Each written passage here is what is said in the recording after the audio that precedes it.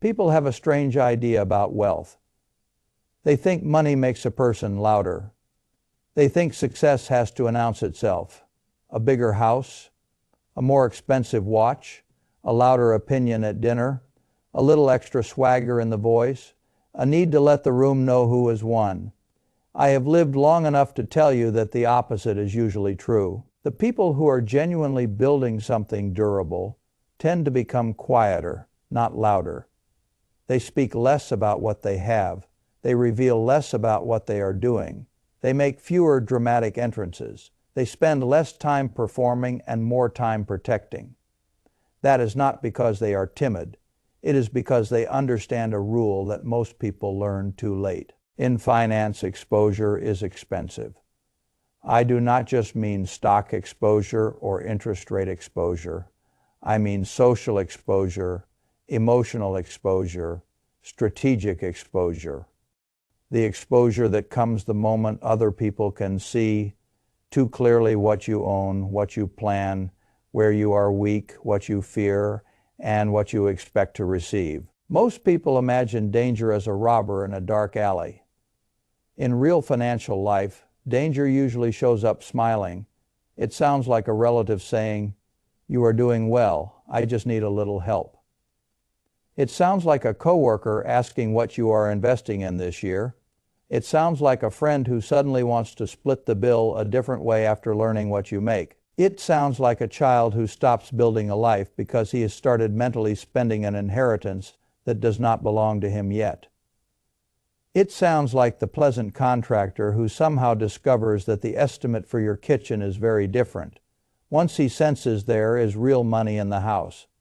It sounds like harmless conversation. It looks like normal life. But if you watch closely, you begin to notice something. The more information you broadcast, the more friction enters your life. The more friction enters your life, the harder it becomes to compound. And compounding is a fragile thing. It does not merely need a good return. It needs an undisturbed runway. People often ask why I have always seemed comfortable looking ordinary. The answer is simple. Ordinary is cheap. Ordinary keeps negotiations honest. Ordinary keeps envy low. Ordinary keeps curiosity from turning into entitlement. Ordinary lets you move through the world without carrying a target on your back. There is a tremendous advantage in not looking like a pile of money. I learned very early that making money and keeping money are related skills, but they are not the same skill. A lot of people know how to earn, far fewer know how to defend. Defense sounds boring to the crowd. It is not glamorous. It does not make for exciting small talk. Nobody gets applause for saying, "I kept my mouth shut, made fewer declarations, lowered my visible profile, and avoided 10 unnecessary problems."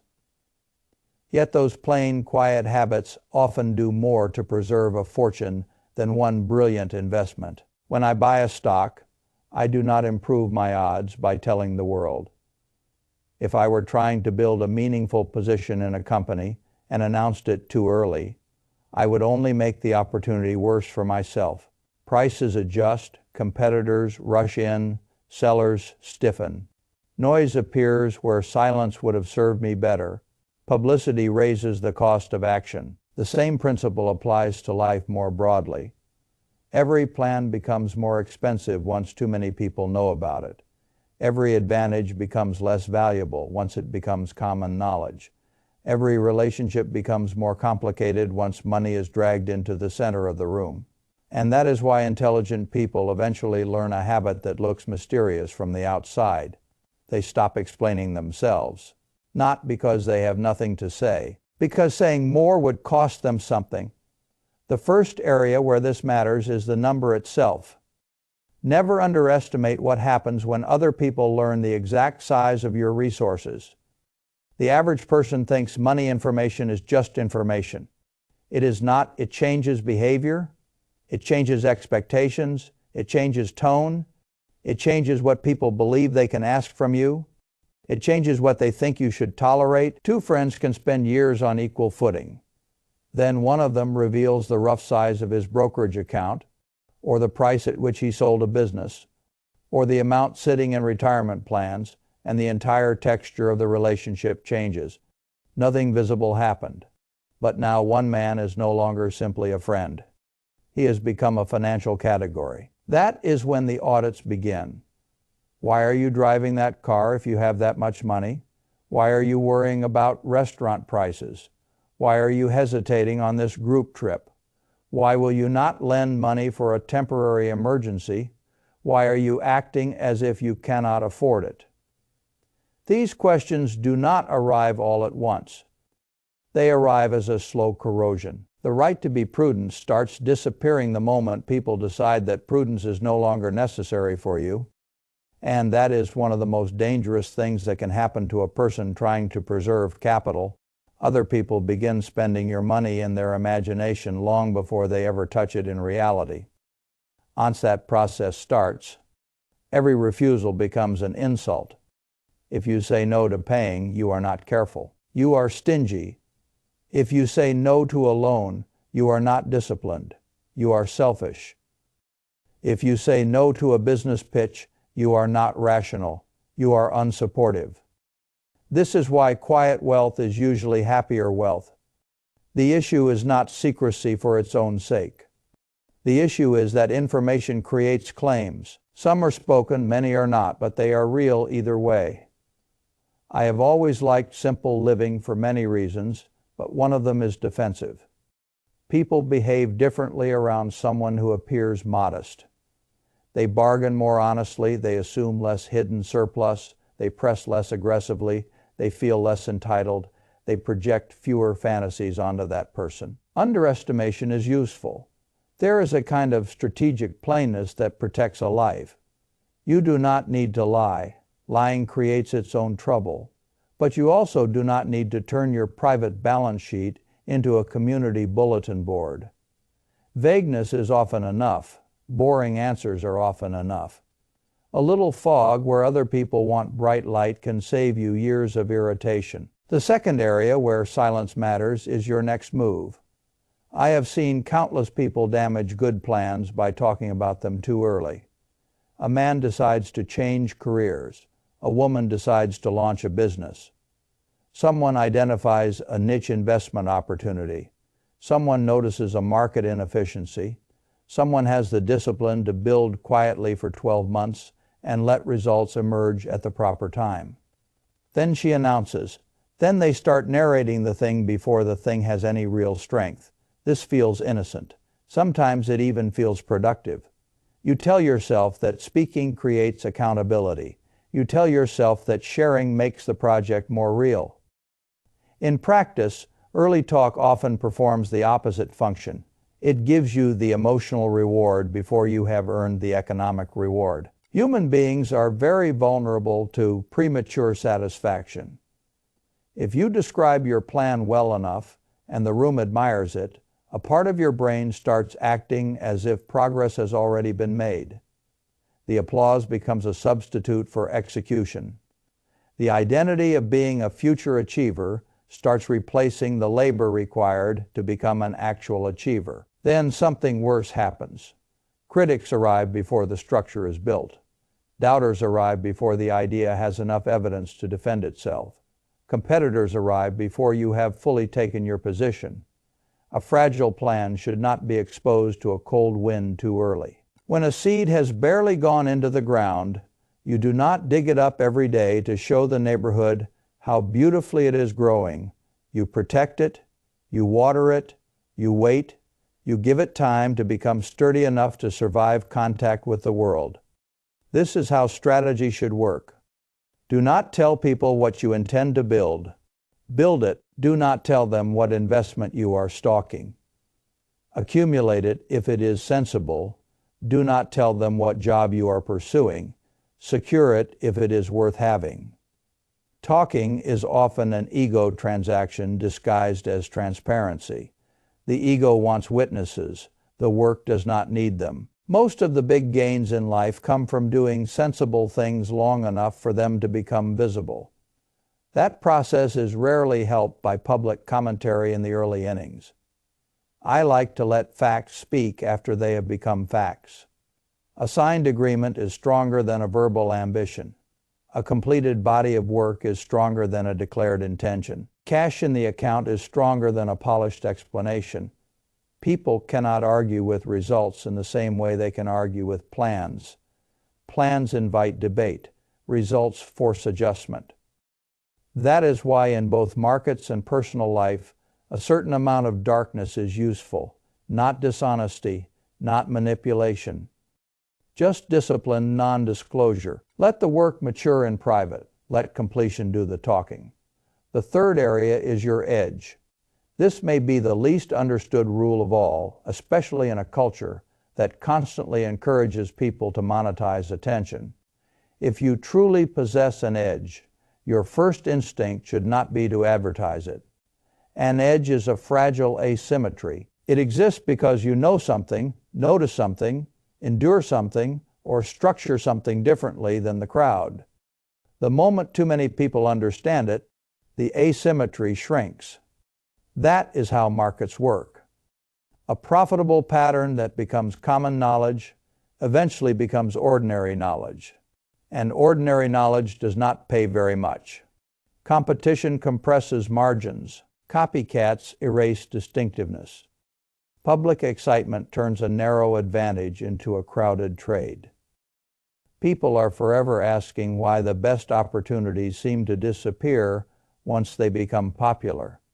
They disappear because popularity is the mechanism that kills them. If somebody finds a profitable niche and immediately runs into the public square with a megaphone, he should not be surprised when the niche becomes crowded and mediocre. I have seen this in investing, in business, in real estate, in media, in every field where there is some inefficiency to exploit. The crowd is always hunting for recipes. The moment a recipe is published, everyone cooks from the same card, and then everyone wonders why the meal is no longer special. Some of the most valuable assets in the world are valuable precisely because they are protected. A brand formula, a distribution method, a customer acquisition trick, a procurement relationship, a capital allocation discipline, a way of evaluating people, a process for saying no many fortunes are built not on a secret in the theatrical sense, but on a repeatable advantage that its owner is disciplined enough not to cheapen. The modern temptation is to convert every advantage into content. People discover a useful tactic and immediately ask how to package it, teach it, sell it, stream it, and turn it into social proof. Sometimes that can be sensible, often it is a terrible trade. They exchange a long duration advantage for short duration applause. I would much rather keep the goose and collect eggs than sell tickets to a lecture about geese. One of the great disciplines in life is allowing other people to underestimate the depth of your method. Let them think you are simpler than you are. Let them call it luck if they need to. Let them assume your results happen through some harmless coincidence. Reputation for brilliance attracts challengers. Reputation for quiet steadiness lets you keep working. There is no prize for explaining your entire playbook to people who have done nothing to deserve it. The fourth area is family wealth and inheritance. This is where sentimentality causes enormous damage. A lot of parents think certainty is kindness. They think the loving thing to do is to make the children feel financially secure by discussing exact future numbers too early. They imagine they are reducing anxiety. In many cases, they are reducing initiative. A child who believes he will one day receive a large estate can become subtly weaker without anyone noticing it at first. The urgency softens, the appetite to build his own competence softens, the tolerance for failure softens, because there is an imagined cushion waiting in the background. He may still appear ambitious, he may still collect credentials, but the deep internal necessity that creates an independent life can begin to leak away. This is a tragic trade. I have always believed children should receive enough that they can do anything, but not so much that they can do nothing.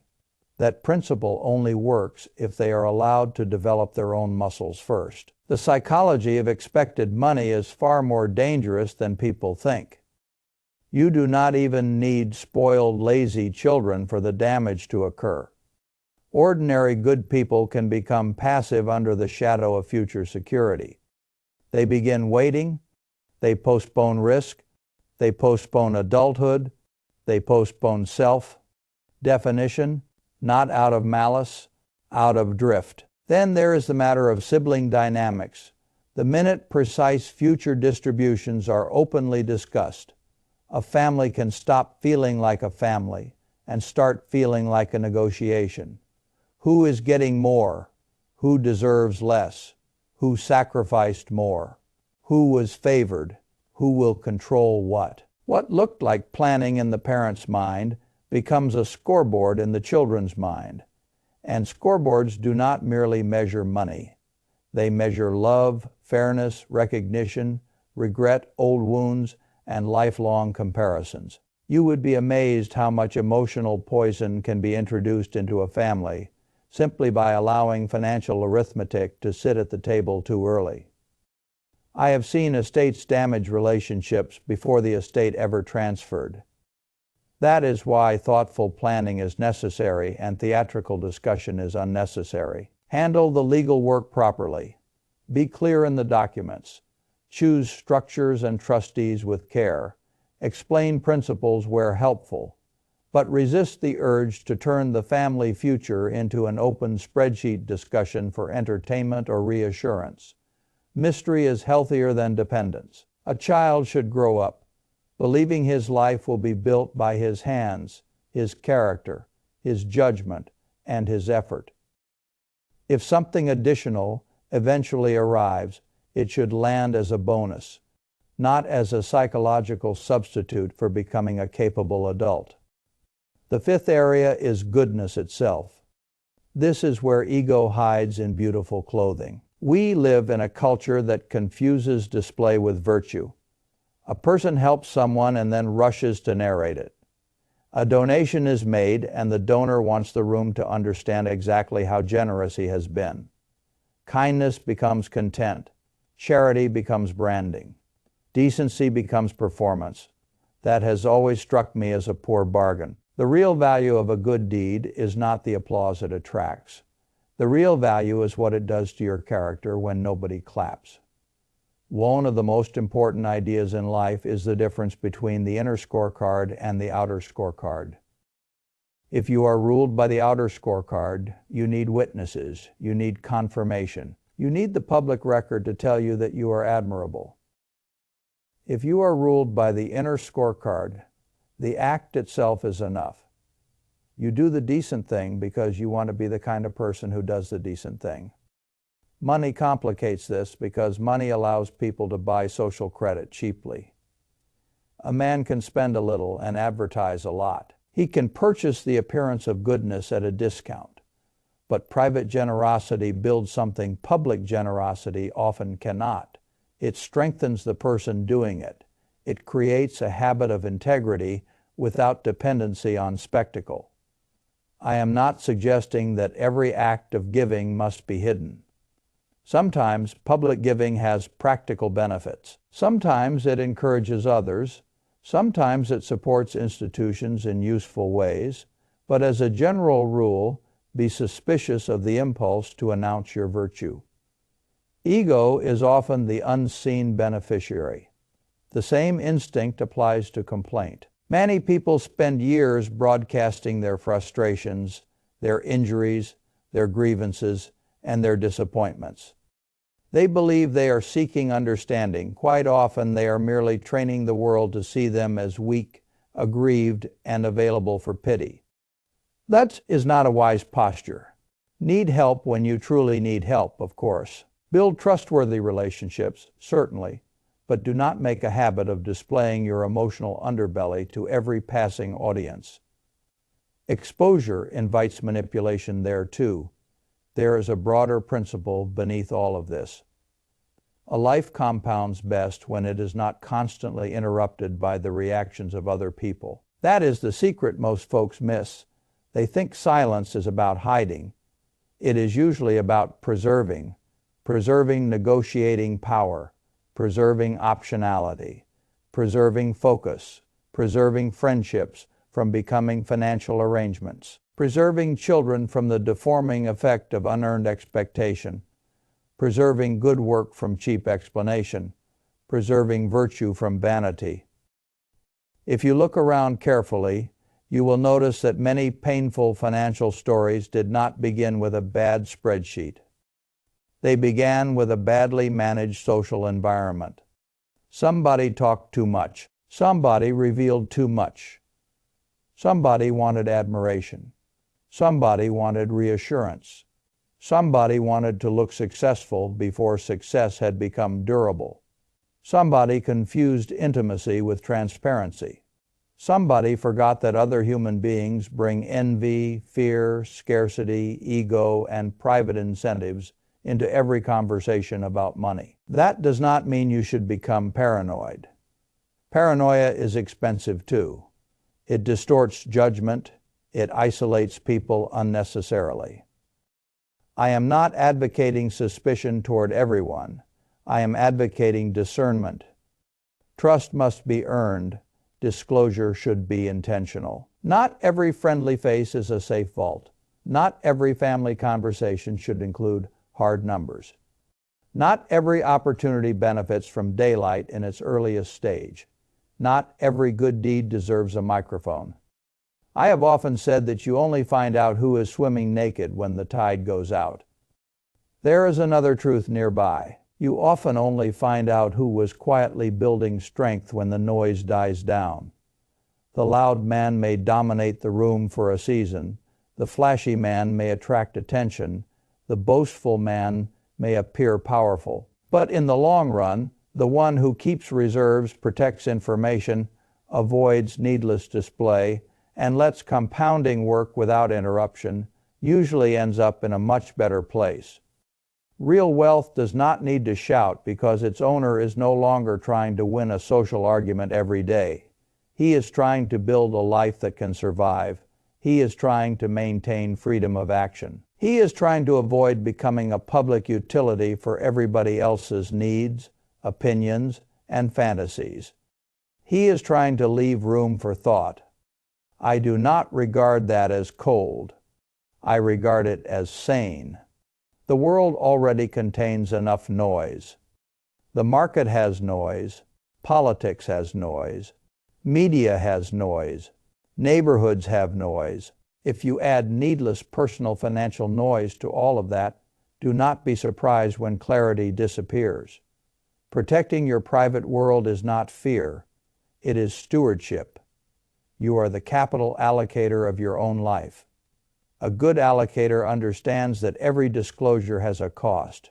Every audience has incentives, and every environment shapes behavior. That means sometimes the most intelligent sentence in the room is the one left unsaid. If you know your number, protect it. If you see your next move, build it before you narrate it. If you possess an edge, guard it before you decorate it. If you intend to leave something meaningful to your family, structure it before you glorify it. If you do good, let your conscience enjoy more of the reward than your vanity. That is not timidity. That is mature power. In the end, I have found that silence is often misunderstood because people confuse quietness with weakness. They should not. Silence can be discipline. Silence can be patience. Silence can be strategic clarity. Silence can be the wall that keeps compounding alive long enough to matter. And if you can learn that lesson earlier than most, you will spare yourself a remarkable amount of waste. Not only waste of money, waste of energy, waste of attention, waste of trust, waste of time. The best fortress is not built from stone. It is built from judgment. Judgment about what to reveal. Judgment about when to move. Judgment about whom to trust. Judgment about how much admiration is too expensive.